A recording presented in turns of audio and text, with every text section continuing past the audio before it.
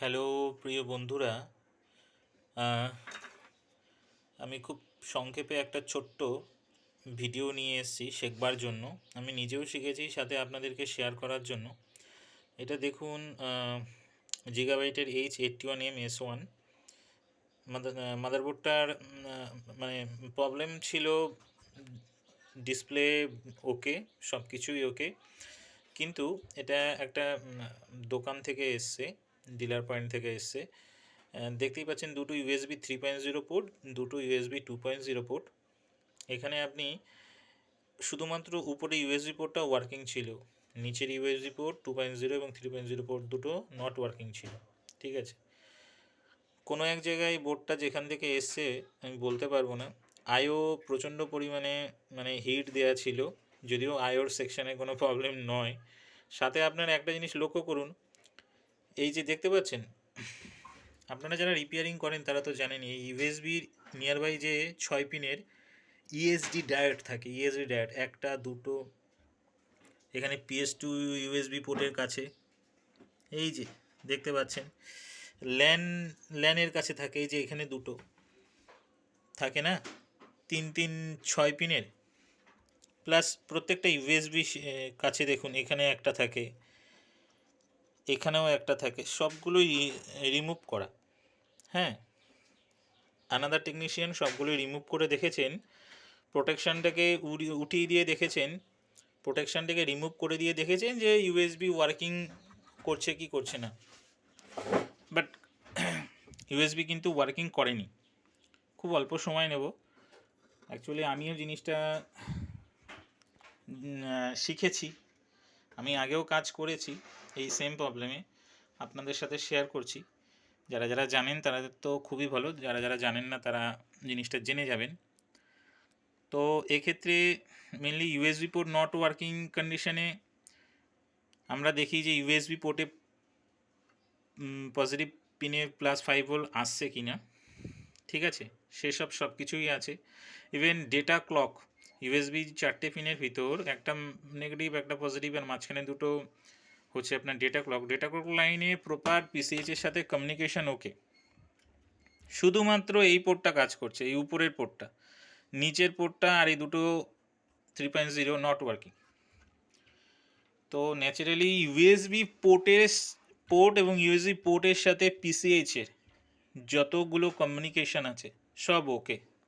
Even আগের technician সমস্ত এগুলো রিমুভ করে দিয়েছে, এই যে এগুলো দেখুন রিমুভ করে দিয়েছে, এই যে এগুলো রিমুভ, এটা রিমুভ, প্রোটেকশানটাকে তুলে দিয়েছে। এখানে যদিও ভিজিএ পোর্টের নিয়ারবাইয়ের সাথে ইউএসবির কোনো লিঙ্ক নেই, তবুও উনি রিমুভ করে দিয়েছেন। এখানে দেখুন, এখানে রিমুভ করায় যে এখনও দেখতে পাচ্ছেন, এরপরেও ইউএসবি পোর্ট কাজ করছে না। ঠিক আছে, এবং প্রপার 5 ভোল্ট এই যে ফিউজ থাকে, এই যে ফিউজ থাকে, ফিউজ এখানে একটা থাকে, এখানে একটা থাকে, দেখতে পাচ্ছেন, ওই যে দেখানোর চেষ্টা করব, এই যে ফিউজ থাকে, এগুলো প্রত্যেকটাই ওকে, ফিজিক্যালি ওকে, ট্রুলি বলছি বন্ধু, এগুলো সবই ওকে, কিন্তু তারপরেও কাজ করছে না। তো তখন আপনারা সিম্পলি কী করবেন, একটু স্কেমেটিকটা পড়াশোনা করুন। স্কেমেটিকটা দেখলেই আপনাকে রুট ম্যাপ দেখিয়ে দেবে। শুধু ইউএসবি পোর্ট কাজ করছে না মানে এই না যে ইউএসবি পোর্টের সাপ্লাই এগুলো নিয়েই পড়ে থাকলেন, তা কিন্তু নয়। আপনাকে সাথে সাথে ইউএসবি পোর্ট রিলেটেড যে পেজটা আছে স্ক্যামেটিকে, যেমন আমার স্ক্যামেটিক খোলা আছে H81, দেখুন এই যে উপরে খোলা আছে, একটা খোলা আছে স্ক্যামেটিক, একটা বোর্ড ভিউ। তো এখানে বন্ধুরা আমি যেটা আপনাদেরকে দেখাতে চাই, এই ইউএসবি রিলেটেড যে পেজটা আছে, 17 নম্বর পেজ, স্ক্যামে H81 জিগাবাইটের 17 নম্বর পেজটা টোটালি ইউএসবি রিলেটেড পেজ। এই পেজটাকে পুরো ফলো করুন। শুধু ওই আপনি ইউএসবি পোর্ট বা অন্য কিছু নিয়েই পড়ে থাকলেন তা করলে হবে না। আর এই যে ইউএসবি যে ইএসডি ডায়োড যে প্রোটেকশানগুলো, এই যে এই একটা এই একটা, ঠিক আছে, আমি দেখাচ্ছি, এখানে একটা, এই যে দেখতে পাচ্ছেন, এগুলো সব অলরেডি রিমুভ, সবগুলো রিমুভ করে দেখা হয়ে গেছে এবং আপনারা প্রচুর ভিডিওতে পাবেন। ঠিক আছে, এইগুলো রিমুভ করুন, ইউএসবি বোর্ড ওয়ার্কিং। কিন্তু আমি আজ যেটা দেখাতে চলেছি সেটা ইউনিক, এবং এর জন্য আমার কোনো ক্রেডিট নেই। সিম্পলি স্কেমেটিক পেজটা ফলো করুন। স্কেমেটিক পেজ ভালো করে ফলো করলে আপনি নিশ্চয়ই ওখানে ক্লু খুঁজে পাবেন। ক্লুটা কি আর দেখুন, দেখুন ইউএসডি পোর্ট, ইউএসডি ডায়োড, এগুলো বাদে আর কিছু নর্মাল এই যে রেজিস্ট্যান্সগুলো রয়েছে, ভ্যালু, ডেটা ক্লক লাইন, এগুলো বাদেও না এইখানে দেখুন, এই যে এই জায়গাটা দেখুন, ঠিক আছে, এখানে দেখুন ইউএসবি ওসি বলে একটা সিগন্যাল আছে। এটা ল্যাপটপ, যদি আপনি টেকনিশিয়ান হন, ল্যাপটপে যে ইউএসবি আইসি ইউজ করা হয়, আমার কাছে একটা ল্যাপটপ বোর্ড আছে, যদি এই বোর্ডের থেকে আমি কম্পোনেন্ট তুলে বোর্ডটা রিপেয়ার করেছি, আমি এখানে দেখানোর চেষ্টা করব ইউএসবি আইসি আছে কি না। ইউএসবি আইসি হয়তো রিমুভ করা থাকতে পারে। ইউএসবি আইসিতে কি হয়, ইউএসবি আইসির একটা ইনপুট হয়, একটা আউটপুট হয়, একটা ইনেবল হয়, আর কি হয়, একটা ফিডব্যাক। ওখান থেকে একটা ফিডব্যাক পিসিএইচের কাছে যাবে। তো অ্যাজ ইট ইজ এটাও একটা ফিডব্যাক লাইন, বাট এখানে কোনো ইউএসবি আইসি ইউজ করা হয় না। ডাইরেক্ট কমিউনিকেশন যে পাথ থাকে, এই যে ইউএসবি যে পোর্ট আছে আমাদের, এর থেকে সরাসরি পিসিএইচেই কমিউনিকেশন থাকে ডেস্কটপে ম্যাক্সিমাম ক্ষেত্রে, মাঝখানে কোনো থাকে না, ইউএসবি আইসি থাকে না। তো এইখানে দেখুন এই সার্কিটটাকে ফলো করুন। এই সার্কিটটাতে কি ফল্ট পেয়েছি আমি, এই সার্কিটের মধ্যে একটা ডুয়েল ডায়োড আছে, ঠিক আছে। ডুয়েল ডায়োড তো মাপতেই জানেন, ডুয়েল ডায়োডটা পুরো ওকে। ফল্ট কোথায় ছিল? ফল্ট ছিল দেখুন, একটা ভোল্টেজ ডিভাইডার এখানে রেজিস্ট্যান্সের দ্বারা ইউজ করা হয়েছে। আমি মোবাইল থেকে ক্যাপচার করছি, জানি না কতটা ক্লিয়ার ক্যাপচার হচ্ছে। এখানে দেখুন কি ডুয়েল রেজিস্ট্যান্স ইউজ করা হয়েছে, ওকে। ভোল্টেজ ডিভাইডার ইউজ করা হয়েছে, এটা আপার রেজিস্ট্যান্স, এটা লোয়ার রেজিস্ট্যান্স, ঠিক আছে। ভোল্টেজ ডিভাইডারের ফর্মুলা কি, এখানে 5 ভোল্ট ইনপুট করছে, আর এখানে গ্রাউন্ড আছে, মাঝখান থেকে একটা ভোল্টেজ আউটপুট হবে। একটা ভোল্টেজ থেকে যদি আমাদের আর একটা ভোল্টেজ বানাতে হয়, সেক্ষেত্রে ভোল্টেজ ডিভাইডার রেজিস্ট্যান্সের দ্বারা ইউজ করতে হয়। তো ভোল্টেজ ডিভাইডারে যে ক্যালকুলেশন, সরি আমি ক্যালকুলেশনটা আমি দেখাতে পারছি না। ক্যালকুলেশনে আপনি first resistance 8.2 kilo Ohm's, second হচ্ছে 15 কিলো ওহমস যদি দেন, তাহলে 5 ভোল্ট ইনপুট থেকে 3.3 ভোল্ট আউটপুট হয়ে সোজা এই সাপ্লাইটা যাচ্ছে কোথায়, এই যে AN_OC_R, এটা টোটাল যাচ্ছে পিসিএইচকে একটা ফিডব্যাক সিগন্যাল দিচ্ছে। তো এই সাপ্লাইটা মিসিং ছিল। এই সাপ্লাইটা কেন মিসিং ছিল? ইনপুট 5 ভোল্ট ঠিক আছে, রেজিস্ট্যান্সের ভ্যালু 8.2K ফার্স্ট রেজিস্ট্যান্স, এটাও ঠিক আছে, বাট সেকেন্ড রেজিস্ট্যান্স মানে লোয়ার রেজিস্ট্যান্স, লোয়ার রেজিস্ট্যান্সের ভ্যালু 15K। এই 15Kটা হয়ে গেছিল অনলি 500 ওহমস, যার কারণে এখানে 3.3 ভোল্ট জেনারেট হওয়ার কথা। এই ভোল্টেজ ডিভাইডারে যদি আপনি 5 ভোল্ট ইনপুট করেন, তাহলে এই যে দুটো রেজিস্ট্যান্সের যে জয়েন্ট, এই জয়েন্টের এখান থেকে ফিডব্যাক 3.2 থেকে 3.3 আউটপুট হয়ে সোজা যাবে পিসিএইচ। এই সাপ্লাইটা মিসিং ছিল।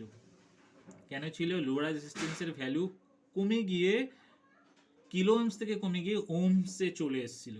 আমি দেখাতে পারবো, চেষ্টা করবো দেখানোর। এই দেখুন, এই যে রেজিস্ট্যান্সটা আমি রিমুভ করেছি, এই যে, হ্যাঁ এটা আমি রিমুভ করেছি, এটার ভ্যালু ছিল অনলি 500 ওহমস।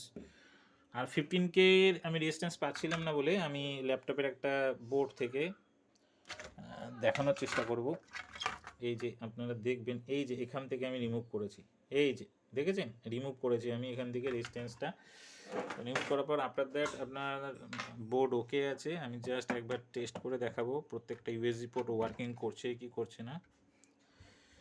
তো আমার বলার বিষয় এটাই যে স্ক্যামেটিক আমাদের কাছে যদি থাকে, আমরা চেষ্টা করলে নিশ্চয়ই পারবো। চেষ্টা করলে পারবো এটা বলা যায় না, চেষ্টা করলে অবশ্যই পারবো। আমি অন করার চেষ্টা করছি, কিবোর্ডটা আমি কাছে নিয়ে নিই।